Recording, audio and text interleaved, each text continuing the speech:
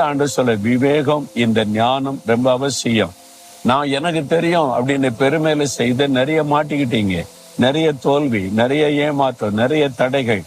இனியாவது அதை விட்டுட்டு ஆண்டவர்ட்ட சொல்லுங்க, நான் தப்பு பண்ணிட்டேன் ஆண்டவரே, என் சொந்த பலம், ஞானம், புத்தியை சார்ந்துட்டு என்னை மன்னிச்சிருங்க. புத்தீனமா நிறைய காரியம் செய்தனால என் குடும்பமே பாதிக்கப்பட்டு போச்சுது.